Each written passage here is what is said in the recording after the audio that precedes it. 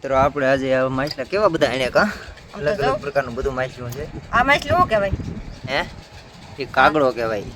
કાગડા જેવી સાત છે કા? કાગડા જેવી. કાગડો તો કારો હોય, આ તો પણ બે ધોરા છે માછલા. તે માછલામાં કાગડા હોય.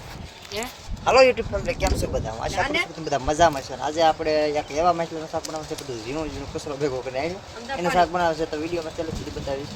તો વિડીયોમાં ચાલુ સુધી મને વિડીયો પસંદ આવે લાઈક શેર મિત્રો ચેનલને સપોર્ટ કરવાનું ભૂલતા નહીં. તો ચાલો તમને બતાવું કે આપણે શું શું માછલા આણ્યા છે અને હવે શાક કેવી રીતે બનાવી વિડીયો બતાવીશ. તો ચાલો વિડીયો શરૂ કરીએ.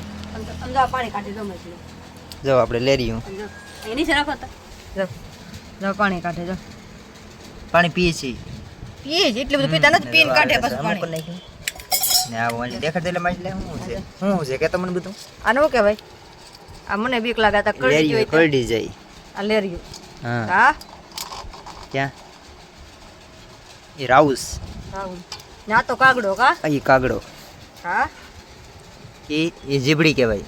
જીબડી ના તો ભાઈ છે હુંડિયા જણા ઝીણા ઝીણા હુંડિયા છે. તો બધું ઝીણું ઝીણું આણ્યું ને આપણે ગયા વેડી ઢળવા. તો મિત્રો નાનામાં બનાવવાનું છે શાક આપણે કાલે. શાખાનું બહુ સારું બને, ઝીણું ઝીણું છે પણ આમ મીઠું બહુ થાય.